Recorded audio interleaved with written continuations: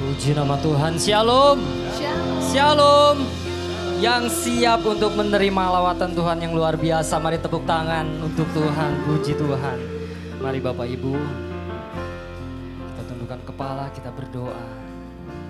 Sungguh kami bersyukur Tuhan untuk pagi hari ini Tuhan. Kami mau buka hati kami. Kami rindu lawatan-Mu ada dalam setiap kehidupan kami, mengalir atas setiap kami Tuhan. Karena itu yang kami rindukan dalam setiap kami. Bekerjalah lebih lagi Tuhan. Yes. Kami rindu Engkau Tuhan. Kami rindu mengalami Engkau Tuhan. Karena kasih-Mu yang begitu besar. Kasih-Mu yang sempurna atas setiap kehidupan kami. Terima kasih Tuhan.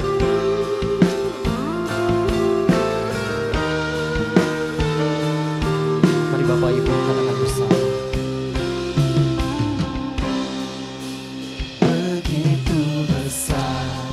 Kasih-Mu Bapa, Kau berikan anak-Mu yang tunggal. Di saat aku percaya, kasih menyelamatkanku.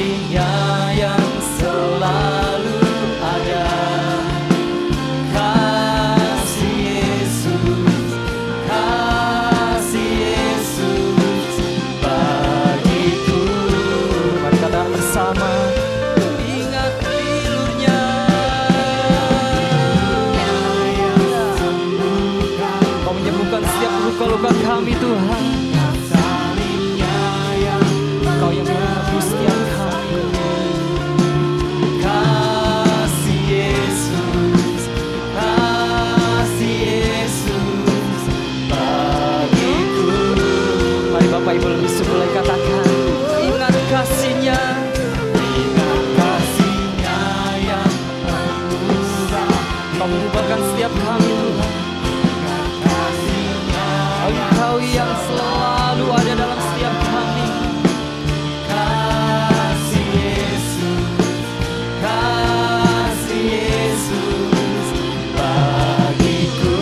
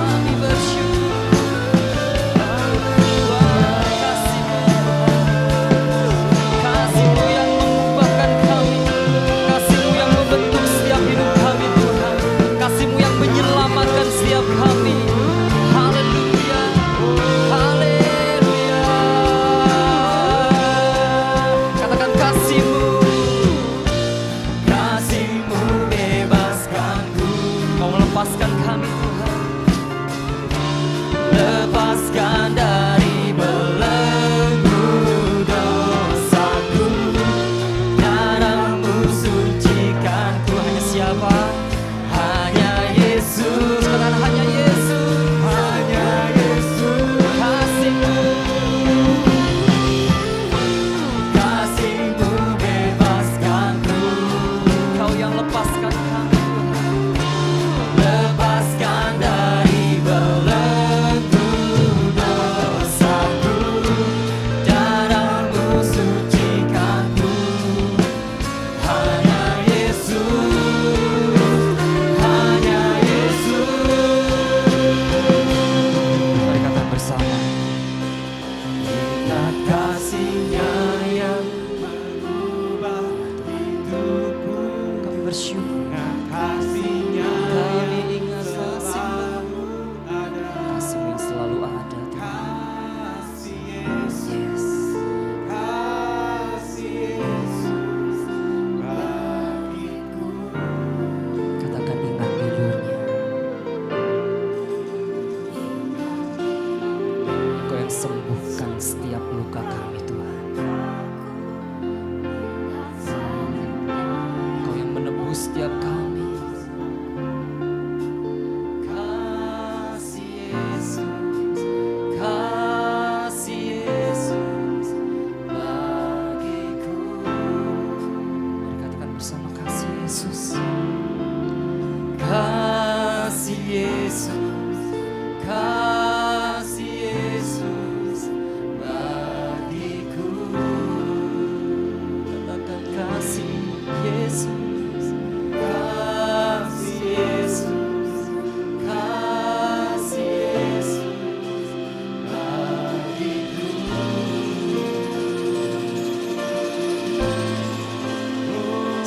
Kasih-Mu yang menyelamatkan kami. Sungguh kasih-Mu yang mengubahkan kami, yang memulihkan kami, yang mengobati kami. Hanya kasih-Mu Tuhan. Kasih Yesus mengalir, mengalir, mengalir dalam hidup kami, memenuhi kami. Terima kasih Tuhan. Hanya kasih-Mu, kasih-Mu yang sempurna, kasih-Mu yang sempurna atas hidup kami.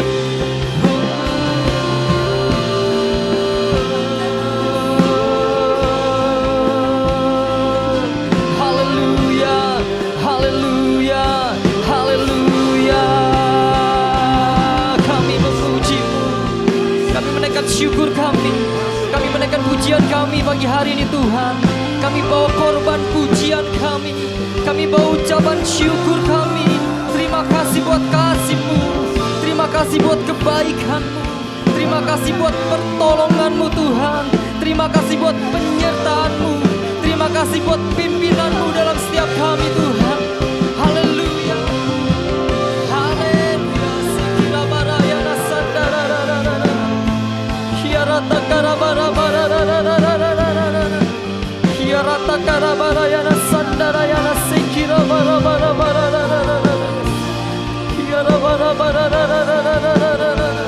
Yes, yes.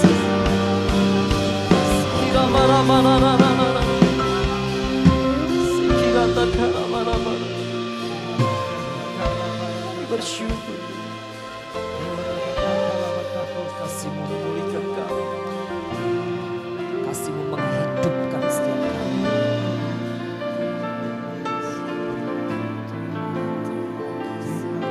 Sembah Tuhan.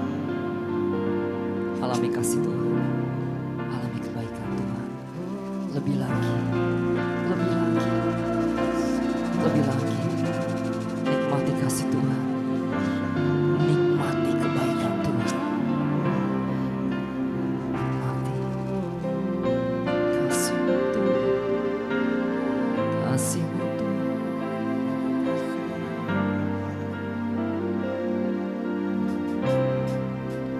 Ingat kasih-Nya yang mengubah hidupku. kasih Tuhan. Ingat kasih-Nya yang selalu ada. Kasih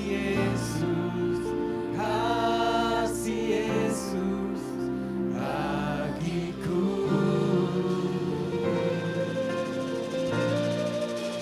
Ingat pilu-Nya yang sembuhkan lukaku. Ingat salib-Nya yang menebus aku. Kasih Yesus, kasih Yesus. Mari Bapak Ibu Saudara, mari bangkit. Mari katakan lebih lagi, ingat kasih-Nya. Ingat kasih-Nya yang mengubah hidupku. Kasih-Mu Tuhan mengubahkan kami. Kasih-Mu yang selalu ada dalam setiap kami Tuhan. Engkau menguatkan setiap kami yang lemah dikuatkan.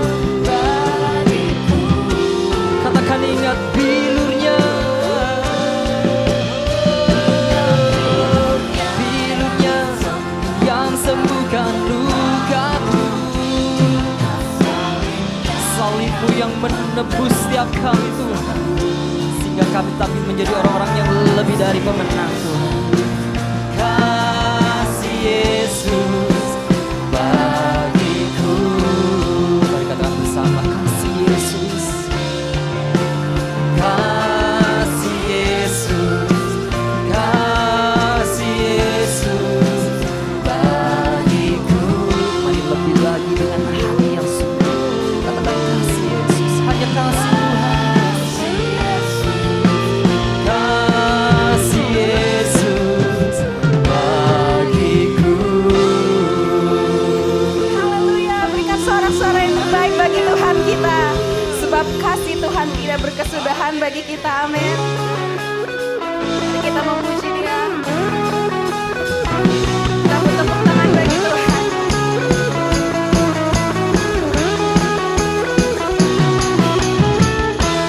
Dari hari ke hari tak pernah terbatalkan. Berkat-Mu turun atas hidupku. Dari hari ke hari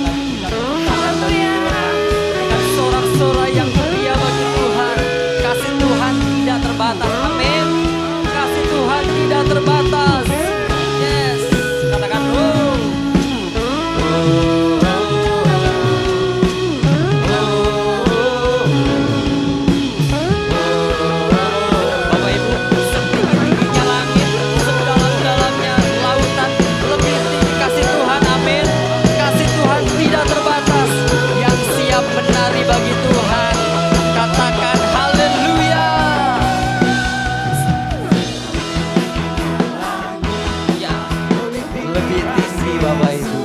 Amin. Katakan lebih dalam. Seindah, indah-indah pelangi, lebih indah kasih Yesusku. Kasih, katakan, kasih Yesus mengalahkan segalanya. Kasih Yesus mengalahkan segalanya.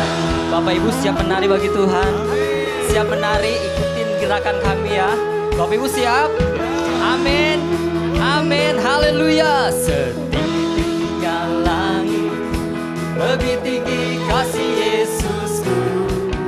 Sedalam-dalam lautan, lebih dalam kasih Yesusku. Seindah-indah pelangi, lebih indah kasih Yesusku. Katakan kasih Yesus. Oh, kasih Yesus mengalahkan segalanya. Kasih Yesus, oh kasih Yesus mengalahkan segalanya.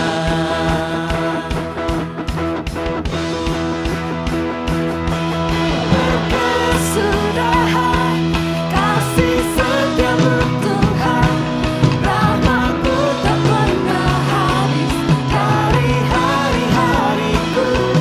Tangan-Mu yang perkasa, besar kejayaan-Mu, selalu menopang hidupku, selalu pegang erat tanganku. Lebih lagi kita nyanyikan. Kasih setiamu Tuhan, rahmat-Mu tak pernah habis dari hari-hariku. Tangan-Mu yang perkasa, besar kejayaan-Mu, selalu menopang hidupku, selalu pegang erat tanganku. Berikan kemuliaan bagi Tuhan.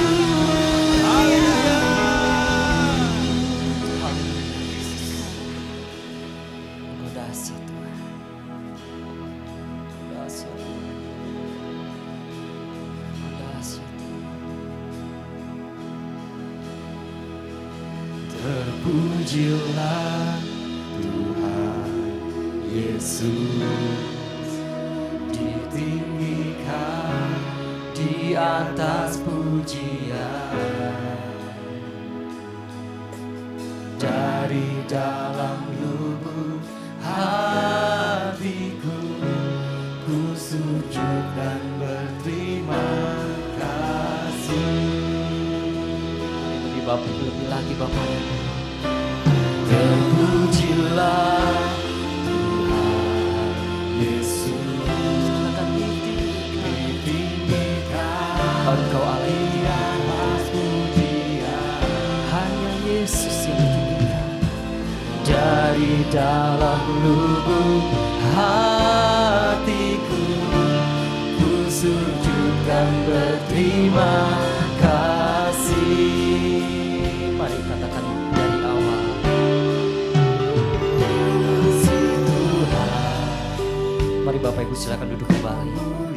Tetap dalam hadirat Tuhan. Tulus dan sempurna Engkau mengasihi setiap kami Tuhan.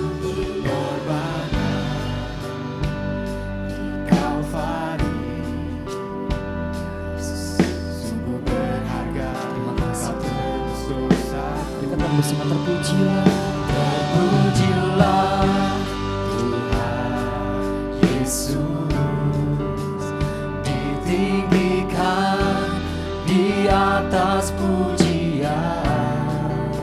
Katakan dari lubuk, dari dalam lubuk hatiku, ku sujud dan berterima kasih.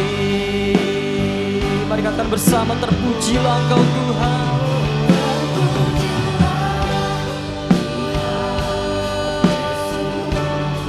Hanya Yesus, Engkau yang ditinggikan Tuhan.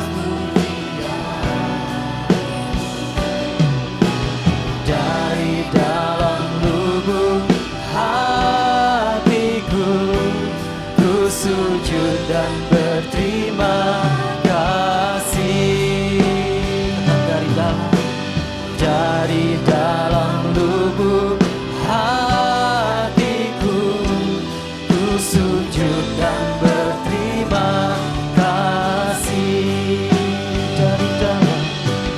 Dari dalam lubuk hatiku, ku sujud dan berterima kasih.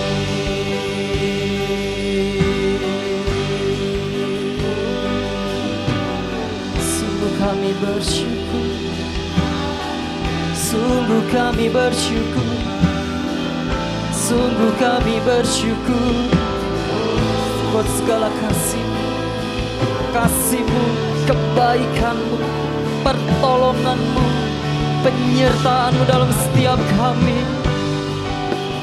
Kami bersyukur, kami bersyukur, kami memuji-Mu, kami menyembah-Mu, kami memuliakan nama-Mu. Haleluya, haleluya.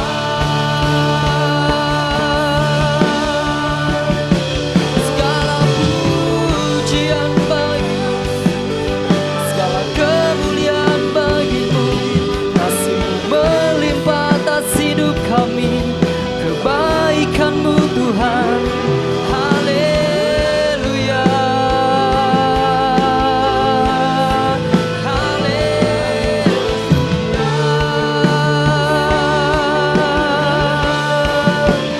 Sikira barayana sandarararararara, orata kara barayana sandarayana, sikira barabararararara, kiara barabararararara, kiara takara barayana sandarayana, sikira barabarararara. Kasih-Mu melimpah, kasih-Mu melimpah atas setiap kami. Kebaikan-Mu, berkat-Mu, sukacita-Mu mengalir atas setiap kami pagi hari ini Tuhan. Pengurapan-Mu penuh atas setiap kami, pengurapan-Mu memenuhi setiap kami pagi hari ini Tuhan. Kiara barata kara barayana sakararararara. Alami Tuhan lebih lagi, alami Tuhan lebih lagi, alami pribadinya. Sekirata kara barabarararara, hiarata kara barararara, hiarayana sandarararara, hiara barabarararara, sakarata kara barabarararara, hiara bararararara. Sembah Dia, sembah Dia, sikira barabarararara, sikirata kara barararara. Terima pengurapan, terima pengurapan yang baru dari Tuhan.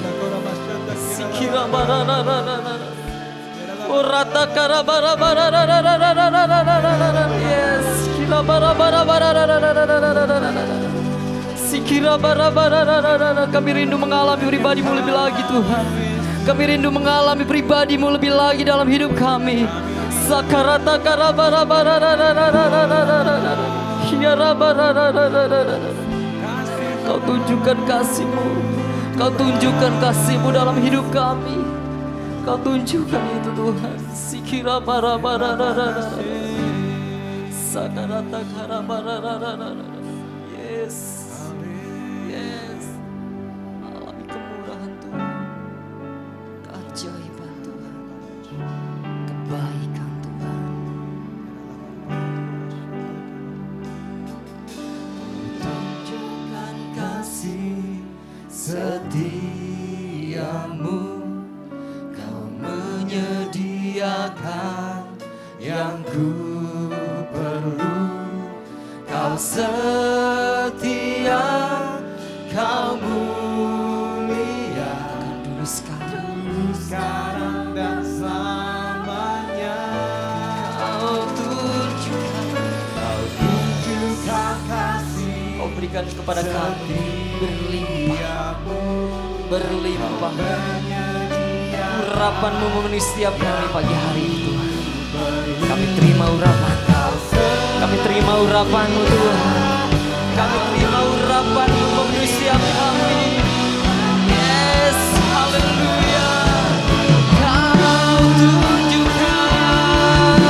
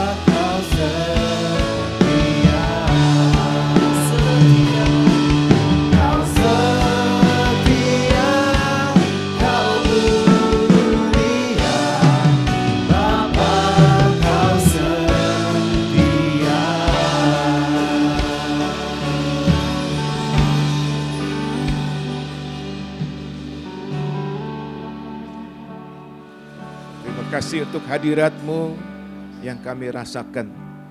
Di hadirat-Mu ada damai, ada sukacita, ada kekuatan. Kami berdoa bagi yang dalam kelemahan tubuh, di hadirat-Mu ada kesembuhan Tuhan. Oleh bilur-bilur-Mu sakit penyakit sudah disembuhkan. Tuhan, kami percayakan kuasa ibadah. Biarlah setiap umat-Mu mempersiapkan hati ketika datang kepada Tuhan. Maka mereka akan mengalami jamahan Tuhan dan pulang tidak lagi sama Tuhan. Pulang dengan kemenangan, kekuatan, kesegaran yang datangnya dari Tuhan. Kami mau belajar firman Tuhan pada hari ini Tuhan, mengenai pentingnya fokus dalam hidup ini. Supaya hidup yang singkat ini kami dapat gunakan kesempatan untuk melayani Tuhan dengan sebaik-baiknya. Di dalam nama Tuhan Yesus kami berdoa dan bersyukur. Semua yang percaya berkata, amin. Ya, silakan duduk Bapak Ibu, saudara-saudara yang saya kasihi, shalom. Topik khotbah saya dalam ibadah kedua adalah pentingnya fokus dalam kehidupan ya.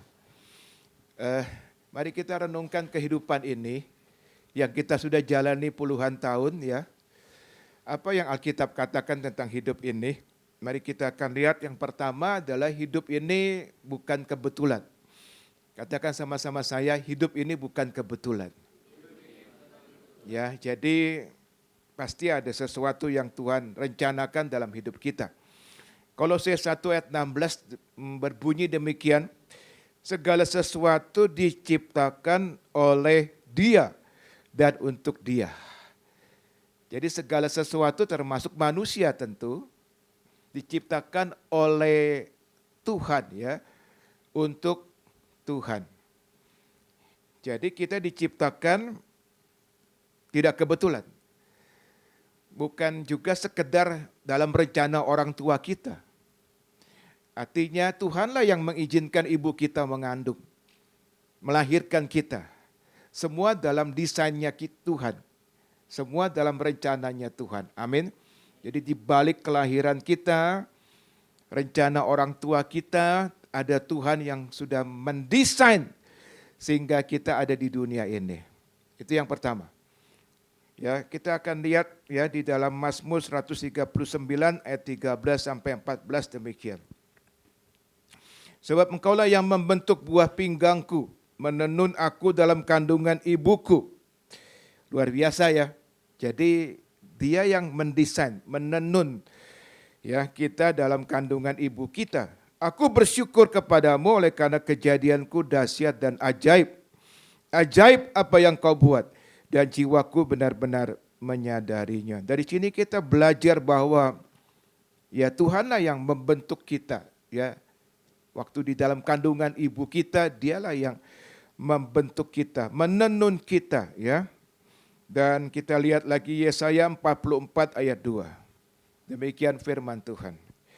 Beginilah firman Tuhan yang menjadikan engkau, yang membentuk engkau sejak dari kandungan. Dan ada beberapa ayat lain yang menunjukkan bahwa memang kelahiran kita itu by design. Yang mendesain itu adalah Tuhan. Katakan amin. Yang kedua, hidup ini sementara dan singkat, saudara-saudara. Ya. Waktu terasa berjalan begitu cepat ya. Saudara merasa itu? Tahun lalu kita Natalan, sekarang sudah masuk lagi bulan Agustus ya Pak Gembala ya. Bentar lagi Natal lagi ya. Mari kita akan lihat Mazmur 90 ayat 10 demikian. Masa hidup kami 70 tahun dan jika kami kuat 80 tahun. Dan kebanggaannya adalah kesukaran dan penderitaan. Sebab berlalunya buru-buru dan kami melayang lenyap ya. Jarang ada orang sampai 100 tahun ya. Jadi masa hidup kita sebenarnya singkat sekali. Dan ini juga dipertegas oleh Yakobus. Mari kita lihat Yakobus 4 ayat 14 demikian firman Tuhan. Hidupmu ini sama seperti uap yang sebentar saja kelihatan lalu lenyap ya. Jadi Alkitab itu memetaforakan kehidupan manusia dengan unsur-unsur yang gampang sekali lenyap. Seperti dicatat uap yang gampang lenyap.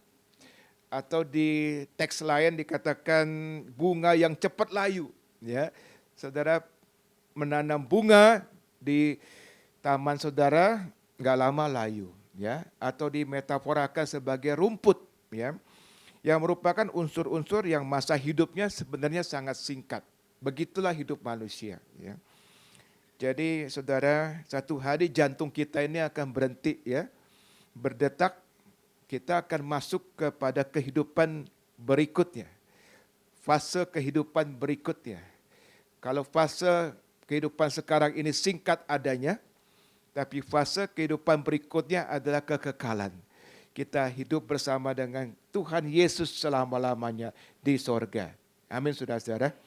Nah, dalam satu buku, ada satu buku yang berjudul The Top 5 Regrets of the Dying, ya, yang ditulis oleh Bronnie Ware. Dia dalam buku ini banyak mewawancarai, ya, pasien-pasien di rumah sakit menjelang ajal. Dan umumnya rata-rata kisaran 3 bulan sebelum ajal, sebelum pasien itu meninggal, saudara-saudara, ya. Dan Brownie sendiri ini yang mewawancarai. Dan dia menuangkannya hasil wawancara itu di dalam bukunya yang berjudul The Top 5 Regrets of the Dying, saudara-saudara, ya. Nah, dari hasil wawancara itu menarik. Karena Brownie mendapatkan kebanyakan dari mereka yang diwawancara, saudara-saudara, itu merasa menyesal. Merasa menyesal tidak menjalani hidupnya di masa lalu dengan baik. Jadi ada penyesalan menjelang ajal. Kenapa saya nggak lakukan ini, ya?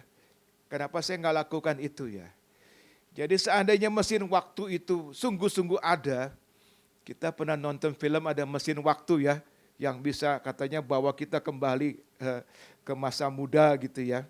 Seandainya mesin waktu itu sungguh-sungguh ada, maka banyak orang memilih untuk kembali, ya, ke masa mudanya lagi, untuk mengulang kehidupannya supaya jauh lebih baik. Seperti itulah kehidupan.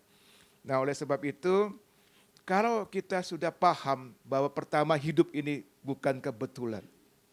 Dan yang kedua adalah hidup ini apa? Singkat. Maka kita mesti gunakan hidup ini sebaik-baiknya. Katakan amin. Ya, kita mesti paham itu sebagai orang percaya yang sudah ditebus oleh darah Yesus.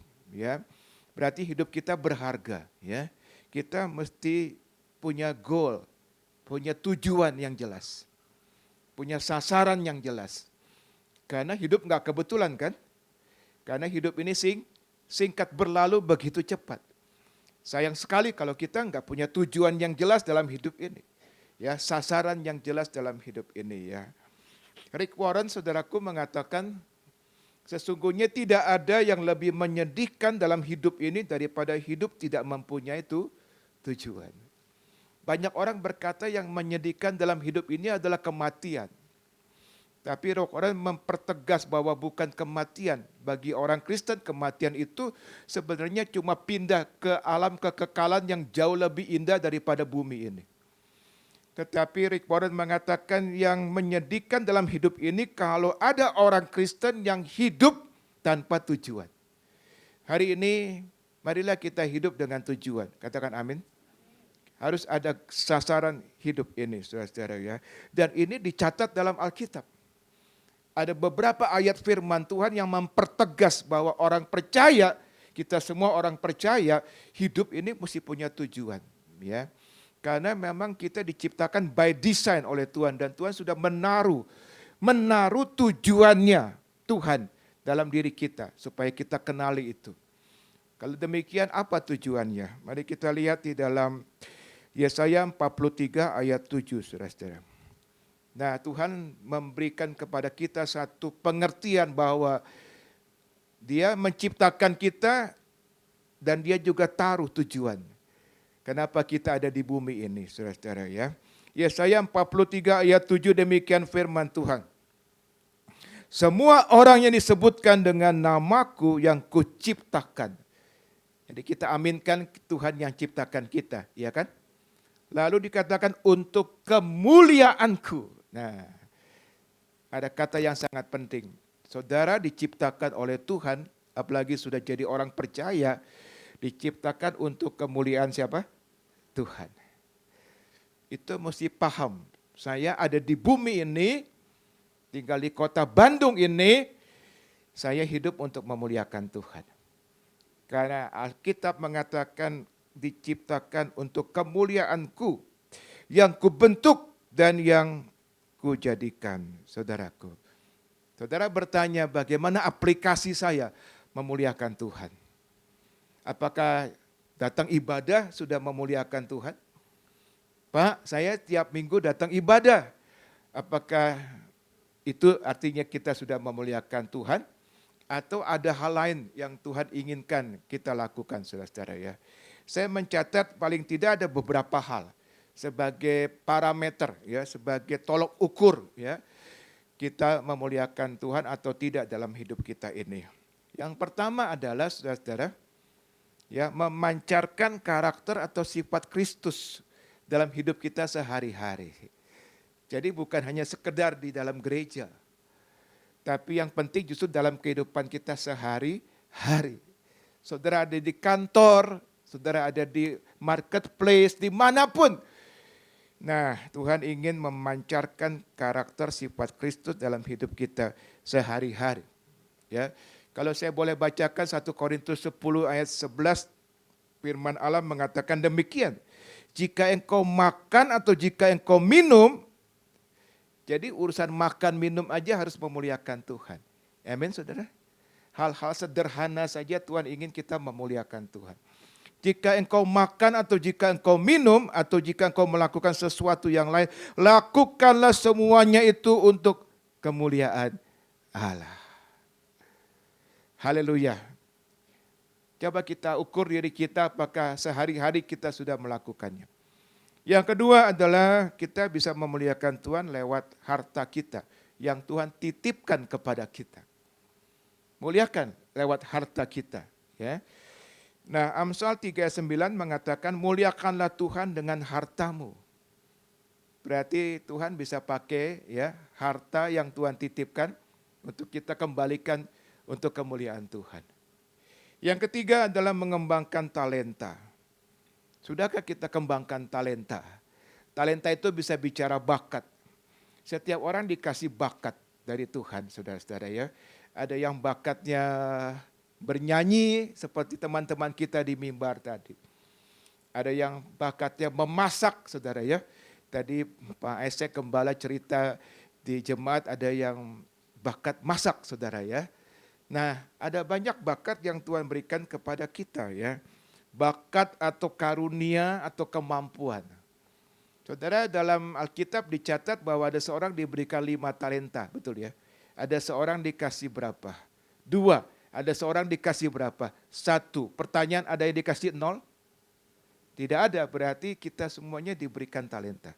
Oleh Tuhan yang kita mesti kembangkan untuk kemuliaan Tuhan, saudara. Yang keempat, melaksanakan amanat agung. Nah, ini tugas penting buat orang percaya ya. Untuk kita harus pahami keselamatan bukan hanya untuk kita. Keselamatan juga untuk orang-orang di luar sana. Dan tugas kita melaksanakan amanat agung. Itu berarti kita hidup memuliakan Tuhan, saudara ya. Nah, saudara, keempat hal ini jadi tongkat pengukur kita. Jadi pedoman kita. Setiap bangun pagi, saudaraku, mari kita pahami bahwa apa yang mesti saya lakukan sebagai orang percaya. Yang tadi kita pelajari bersama-sama, saudara ya. Kita mesti hitting the mark. Itu harus menjadi satu prinsip hidup kita. Saya mesti hitting the mark. Saya mesti mencapai sasaran, goal dalam kehidupan ini. Baru hidup itu menjadi berarti. Baru hidup itu menjadi berharga. Dan kita tidak menyia-nyiakan hidup ini. Katakan amin. Rick Warren mengatakan, perhatikan, hidup untuk kemuliaan Allah. Jadi bukan hidup untuk diri sendiri saja. Ya, bukan hanya untuk keluarga. Tentu kita juga hidup untuk keluarga itu baik. Tetapi juga hidup untuk kemuliaan Allah adalah pencapaian terbesar yang dapat kita capai. Ya, dengan hidup kita ini. Katakan amin. Saudara, pencapaian kita bukan hanya sekedar, oh saya banyak uang gitu ya. merasa saya sudah sukses. Tapi Rick Warren mengatakan dengan tegas bahwa bukan itu. Pencapaian terbesar kalau kita dikatakan di sini sudah hidup untuk kemuliaan Allah. Nah, saudara-saudara, ini juga dicontohkan oleh Rasul Paulus. Paulus sebelumnya namanya Saulus, saudara. Dia penganiaya jemaat, tapi kemudian dia dijamah Tuhan, ya, dia menjadi seorang hamba Tuhan. Sejak itu dia punya goal, dia punya tujuan dalam hidupnya. Yang dia sampaikan di dalam Filipi pasal 3, mari kita lihat ayat 13 sampai 14 demikian. Saudara-saudara, aku sendiri tidak menganggap bahwa aku telah menangkapnya. Tapi ini yang kulakukan, aku melupakan apa yang telah di belakangku. Ya, di belakangnya jelek. Ya, dia penganiaya jemaat. Dan mengarahkan diri kepada apa yang di hadapanku dan berlari-lari kepada apa? Tujuan. Clear, jelas sekali. Jadi dia hidupnya punya tujuan. Dia berlari-lari kepada tujuan untuk memperoleh hadiah, yaitu panggilan sorgawi dari Allah dalam Kristus Yesus. Renungkan kata-kata Rasul Paulus. Aku melupakan apa yang telah di belakangku, mengarahkan diri kepada apa yang di hadapanku dan berlari-lari kepada tujuan. Jadi hidupnya jelas sekali, ya. Dia punya tujuan, saudara-saudara, ya. Jadi kalau saya boleh simpulkan, Paulus dalam hidupnya itu dia fokus. Katakan sama-sama saya, fokus. Nah, oleh sebab itu makanya saya beri judul khotbah saya pada hari ini, pentingnya fokus dalam kehidupan. Amin. Dia sudah nggak mau lihat lagi yang di belakang. Dia sudah nggak mau terpengaruh dengan yang di belakang. Dia fokus, saudara, kepada yang di depan, kepada tujuan, ya, yang sudah Tuhan tetapkan dalam kehidupannya. Fokusnya ada dua, saudara. Yang pertama Tuhan. Kadang dia punya fokus adalah memuliakan Tuhan. Dan yang kedua adalah dia fokusnya kepada tujuan Tuhan dalam hidupnya. Apa tujuan? Yaitu memuliakan Tuhan. Yang tadi kita sudah bahas sama-sama. Ada tolok ukur, ya, ada pedoman dalam hidup kita masing-masing. Apakah kita sudah hidup memuliakan Tuhan atau belum, saudara? Fokus itu sangat penting. Katakan sama-sama saya, fokus itu sangat penting. Bukan hanya soal hidup dalam pelayanan, tapi dalam semua aspek. Barangkali di sini ada yang hadir pebisnis. Bukankah dalam bisnis perlu fokus? Amin, saudara? Ya, dalam aspek apapun kita perlu fokus, saudara, ya. John Maxwell mengatakan dia adalah seorang yang dipakai Tuhan dalam kepemimpinan, ya. Dia banyak sekali mengajar tentang leadership, kepemimpinan. Dia berkata begini, seorang pemimpin yang berhasil adalah seorang yang fokus, ya, dan belajar untuk berkata tidak kepada yang baik supaya mengatakan ya kepada yang terbaik, saudara. Wah, kalau kita semua yang baik-baik kita juga mau grab gitu, ya, kapan kita dapat yang terbaik? Ya, musuh terbaik itu adalah baik, saudara-saudara. Jadi kita mesti fokus kepada yang terbaik dan meninggalkan yang baik. Ada seekor harimau, saudara, ini satu kisah, saudara, ya. Sedang melacak jejak rusa. Harimau kepengen makan rusa gitu, ya, saudara.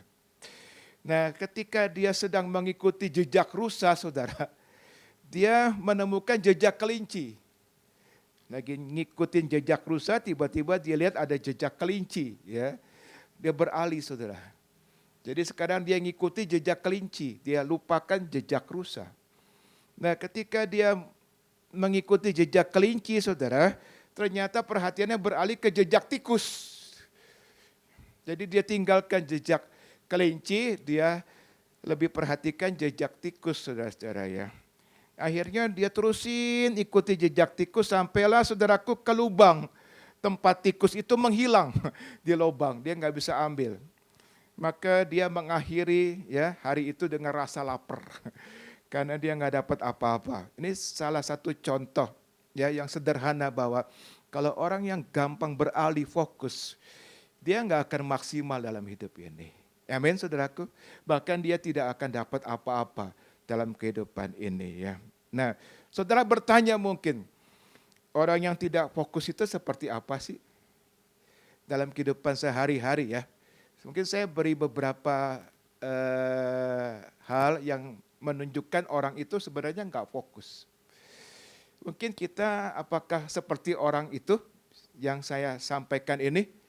Nah kalau betul berarti saudaraku mari kita rubah gaya hidup kita supaya kita lebih fokus. Yang pertama adalah orang yang multitasking. Orang yang multitasking itu adalah sebenarnya orang yang nggak fokus, saudara. Ya, melakukan beberapa tugas saudaraku sekaligus kelihatannya keren gitu ya. Wah, dalam satu kesempatan bisa kerjakan A, bisa kerjakan B, bisa kerjakan C dan seterusnya. Tetapi sebenarnya itu tidak efektif dan tidak efisien, saudara-saudara ya. Misalnya orang yang balas WhatsApp ya, sambil mendengarkan rapat. Wah, kelihatannya keren gitu loh. Gitu rapat masih bisa balas-balas WhatsApp ya. Tapi hasilnya tidak akan maksimal karena pasti akan ada hal-hal penting dalam meeting itu, dalam rapat itu yang dia kelewat. Kenapa saudaraku? Karena multitasking. Ya. Yang kedua adalah orang yang mudah terdistraksi. Itu juga sebenarnya orang ini nggak fokus. Hasil yang dicapai pun tidak akan maksimal, saudara-saudara ya. Perhatiannya teralihkan dari hal yang seharusnya dia kerjakan. Gampang sekali teralih. Adakah kita seperti itu?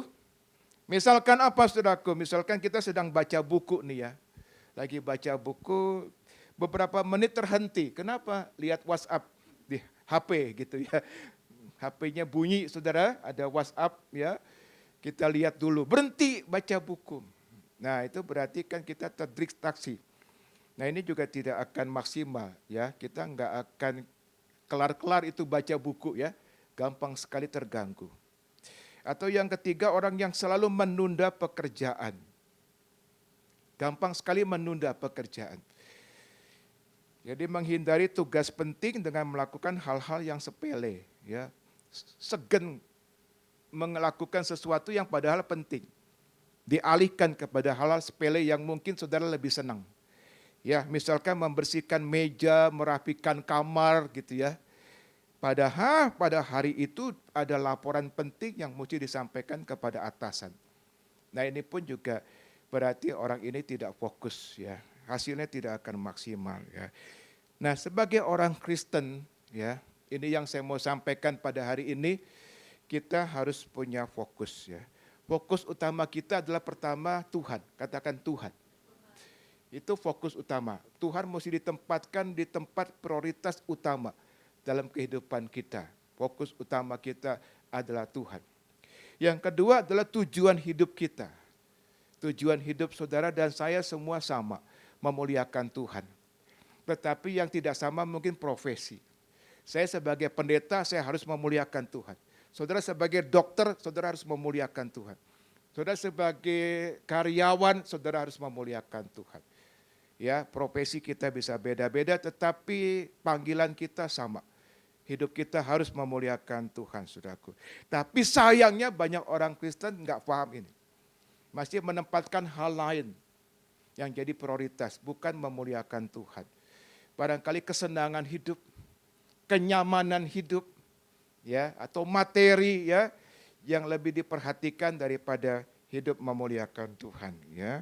Bukan berarti kita meninggalkan bisnis.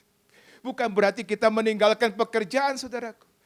Ya, fokus kepada Tuhan bukan berarti kita jadi ya pendeta sepenuh waktu gitu. Enggak juga harus begitu. Ya.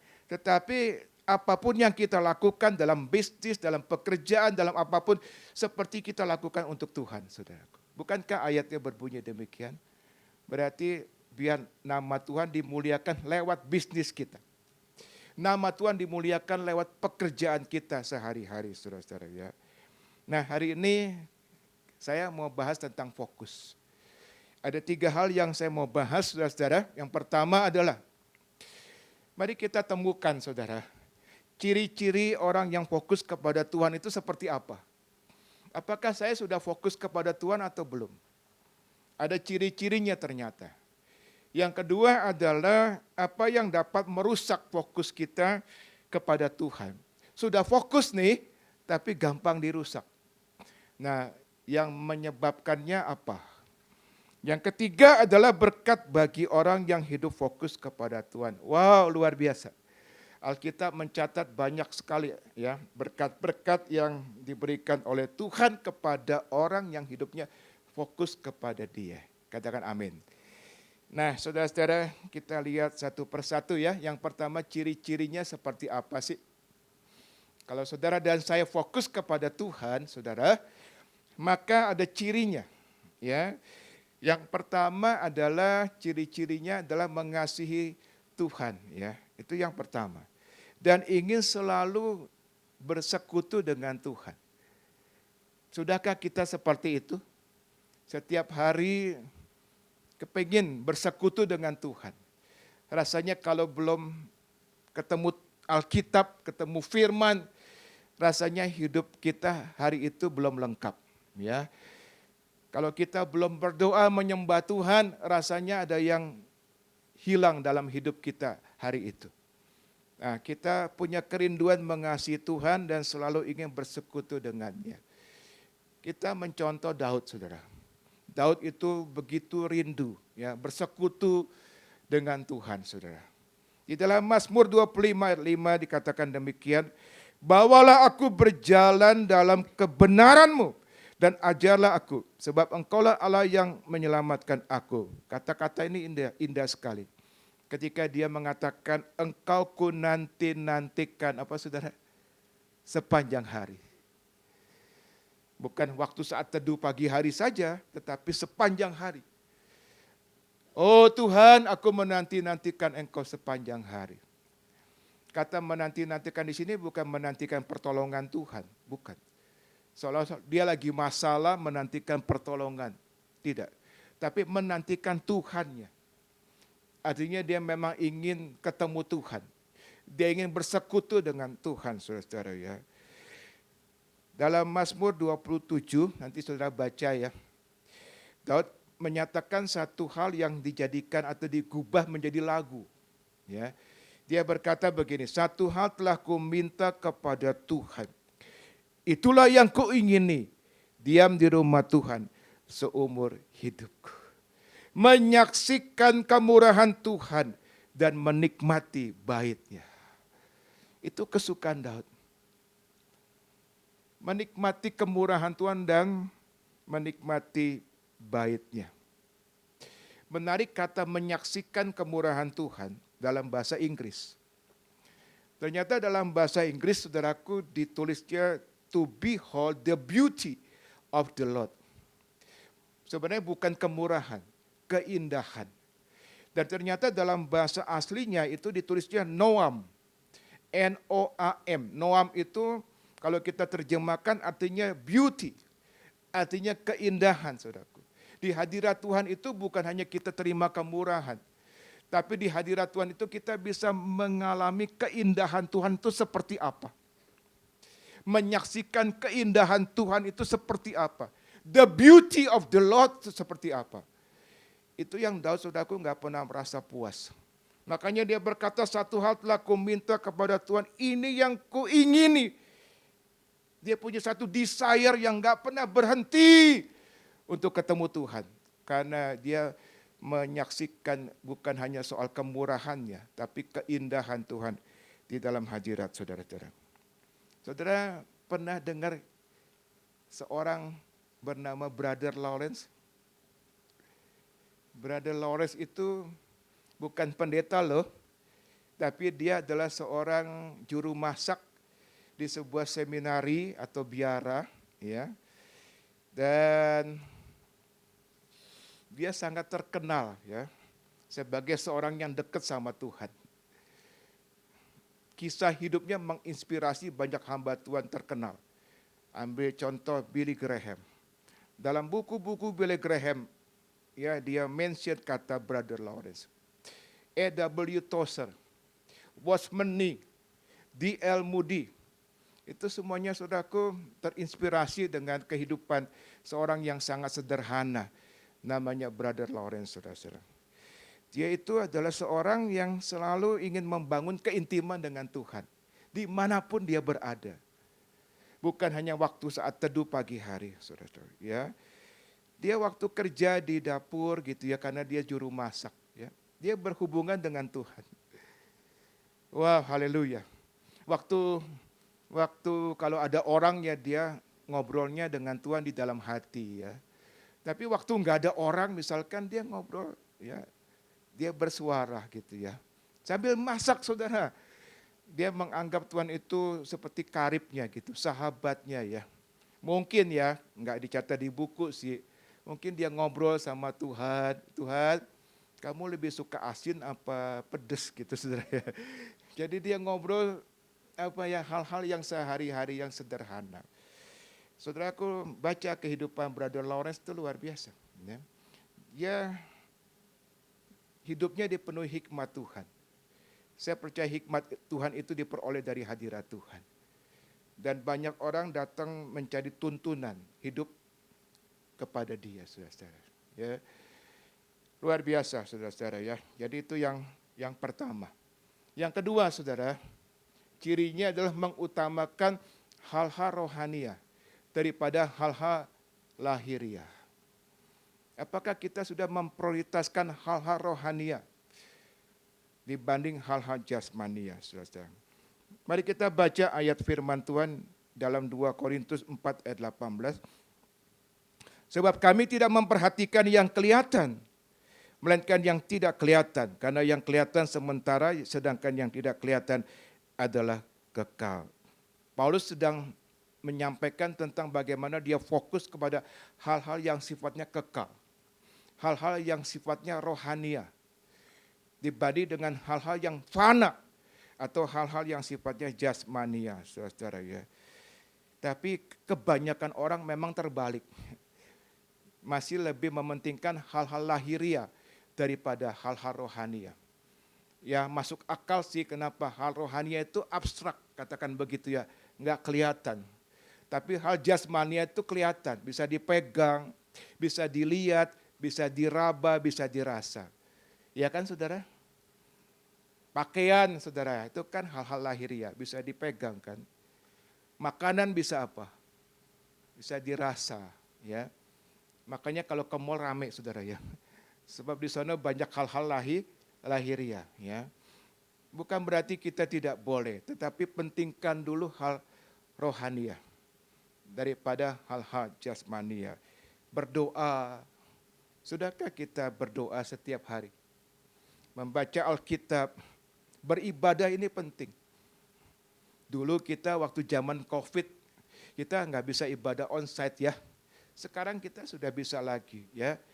Saya anjurkan jauh lebih bermanfaat kita ibadah onsite daripada online, saudara.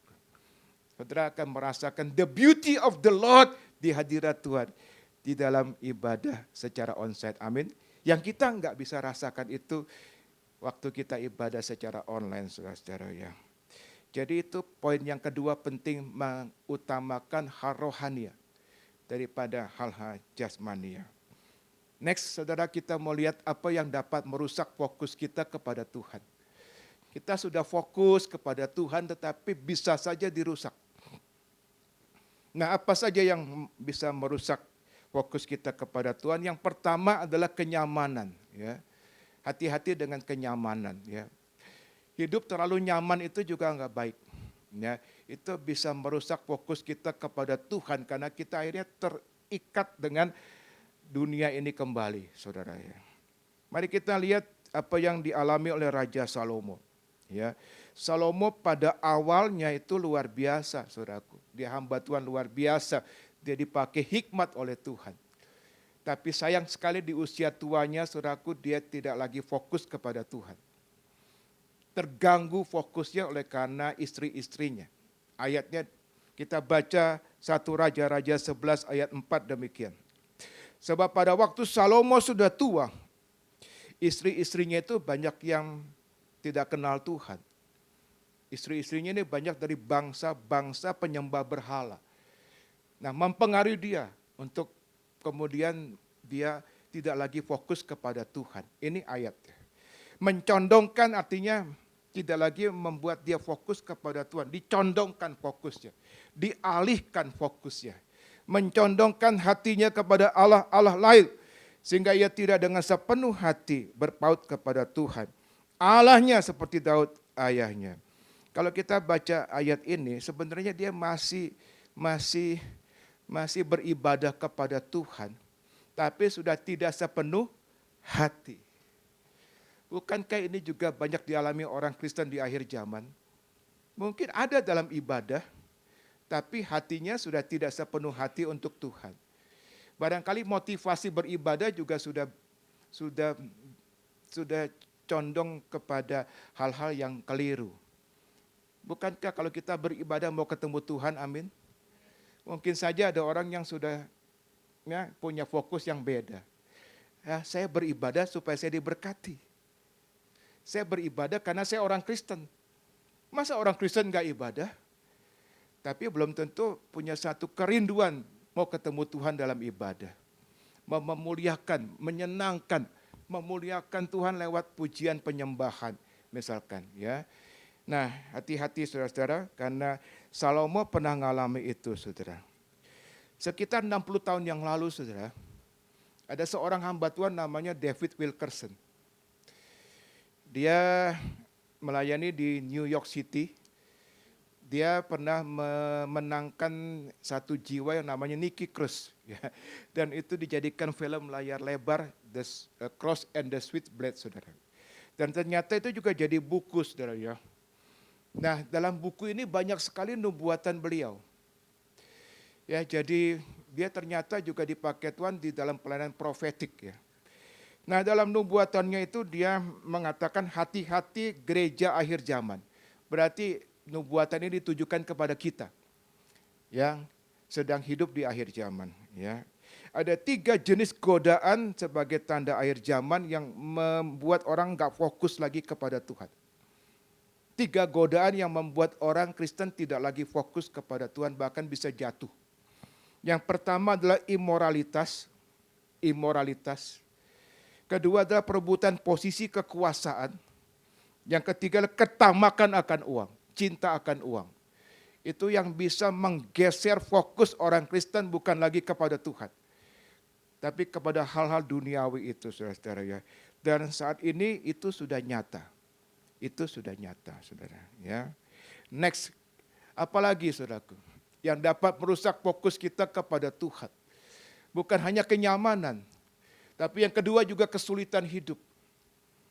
Ya, masalah dalam hidup ini juga bisa akhirnya membuat fokus kita tidak lagi kepada Tuhan tetapi kepada kesulitan.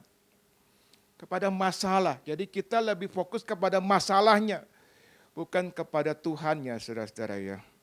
Jadi kita bisa saja di masa sulit ini ya karena penderitaan hidup ya, kita kehilangan fokus kepada Tuhan ya. Timbul rasa khawatir yang berlebihan.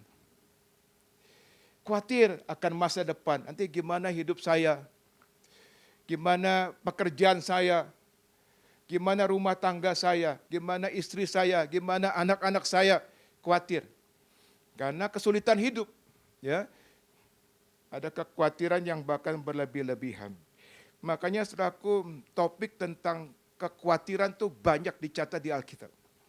Karena Tuhan tidak menginginkan kita khawatir, amin saudara. Dalam khotbahnya di bukit, saudara. Yesus waktu khotbah di bukit, salah satu topik yang Yesus sampaikan kepada murid-muridnya adalah mengenai hal kekhawatiran. Ya. Kalau kita baca Matius pasal 6, 25-34 ya nanti ya. Dalam khotbah di bukit, saudaraku, Yesus menyinggung tentang kekhawatiran. Yesus memerintahkan supaya umat Tuhan jangan khawatir. Karena kita punya Tuhan. Tuhan yang menyertai kita, Tuhan yang memegang kendali hidup kita, memimpin hidup kita. Dan Tuhan berkata, jangan kamu khawatir. Ayatnya berkata, siapakah di antara kamu yang karena kekhawatirannya dapat menambah sehasta saja pada jalan hidupnya? Tidak, bukan? Kekhawatiran itu tidak akan mengubah suatu apapun kan? Apa gara-gara hari ini kita khawatir, hari esok jadi lebih baik? Enggak juga ya saudara ya, hari ini jadi enggak baik. Gara-gara kita khawatir saudara ya. Kekhawatiran itu membuat kita kehilangan sukacita, damai sejahtera hari ini. Padahal besok belum tentu jadi lebih baik. Ya, kekhawatiran itu saudaraku akan membuat saudaraku kita merusak kebahagiaan hari ini. Padahal hari esok belum tentu lebih baik, saudara. Joyce Meyer mengatakan kata-kata bijak bagus sekali. Dia mengatakan daripada fokus pada masalah Anda dan menjadi putus asa, fokuslah kepada Tuhan dan renungkan janji-janjinya untuk Anda. Anda mungkin telah jatuh, tetapi Anda tidak harus tetap terpuruk. Tuhan siap, bersedia, dan mampu untuk mengangkat Anda. Katakan amin. Ya, ada kata-kata bijak itu ya dari Joyce Meyer ya. Ya, oke. Sekarang berkatnya ya.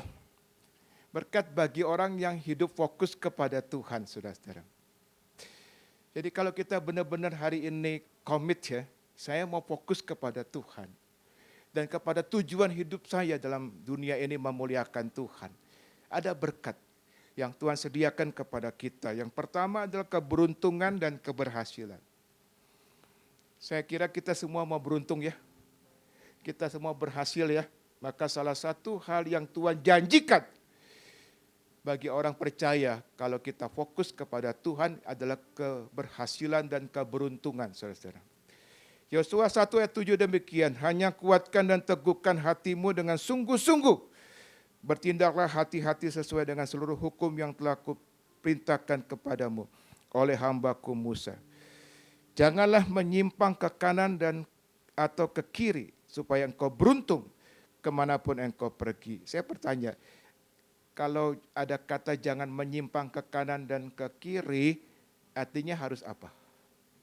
Fokus. Kalau orang fokus kan nggak nyimpang ke kanan, nggak nyimpang ke kiri, ya. Jadi Yosua disuruh fokus sama Tuhan. Dengan janji berkat adalah dikatakan supaya engkau beruntung. Jadi keberuntungan, keberhasilan adalah janji Tuhan bagi orang yang fokus kepada Tuhan. Katakan amin. Yang kedua, saudara-saudara, adalah bimbingan dan tuntunan Tuhan. Itu yang kedua. Rasanya dalam hidup zaman sekarang ini ya, di masa-masa sulit ini, bukankah kita butuh tuntunan Tuhan? Amin. Kita sedang hidup dalam dunia yang tidak baik-baik saja. Kasus krisis geopolitik yang melibatkan perang antar negara ini mengerikan, saudaraku. Tidak kunjung selesai, dampaknya kepada ekonomi. Dan juga berdampak kepada ekonomi di Indonesia. Ya. Berfluktuasinya nilai tukar rupiah itu pun sudah mengganggu para pebisnis. Belum lagi saudaraku banyak sekali sekarang kejadian ya, pemutusan hubungan kerja di mana-mana. Itu pun juga pasti akan punya dampak sosial nantinya. Jadi saudaraku kita perlu berdoa ya. Saya kira tanggal 17 Agustus ini kan kita merayakan kemerdekaan Republik Indonesia ya. Tanggal 16 Agustus gereja ibadah. Sudah banyak gereja-gereja yang mencanangkan 16 Agustus kita mau berdoa buat bangsa kita Indonesia. Amin saudara-saudara. Perlu kita doakan saudara-saudara ya.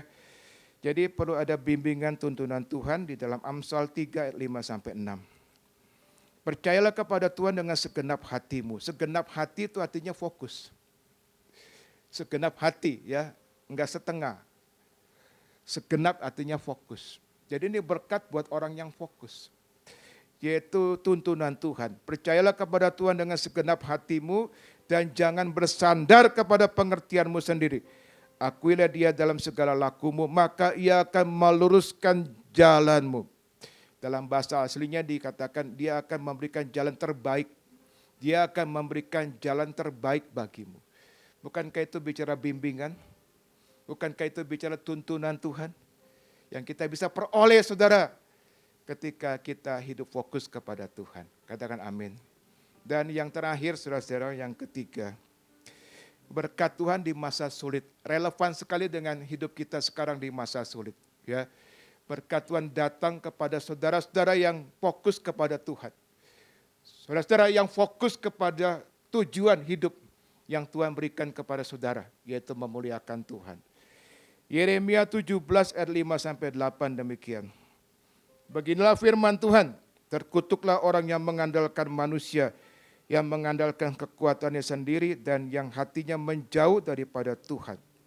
Ia akan seperti semak bulus di padang belantara. Ia tidak akan mengalami datangnya keadaan baik. Ia akan tinggal di tanah angus, di padang gurun, di negeri padang asin yang tidak berpenduduk. Tapi perhatikan, diberkatilah orang yang mengandalkan Tuhan, yang menaruh harapnya pada Tuhan.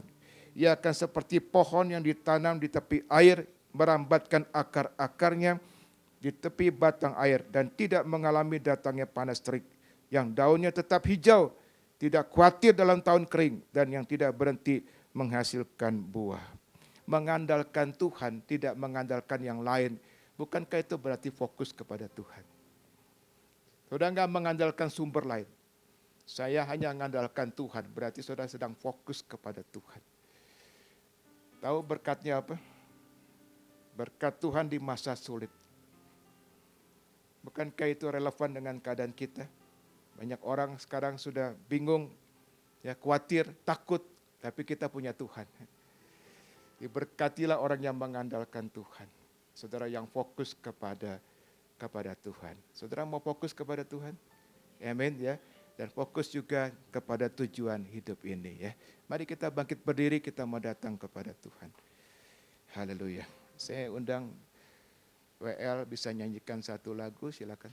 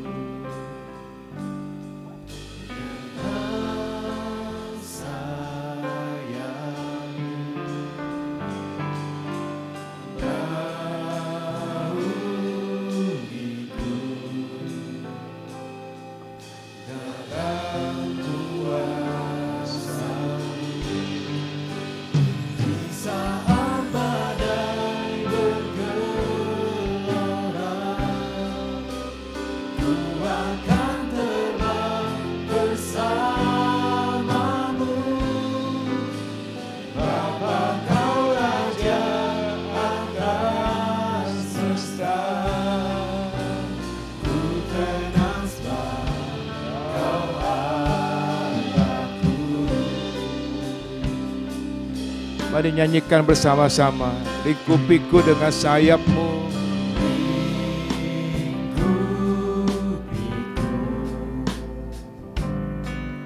Dengan sayapmu.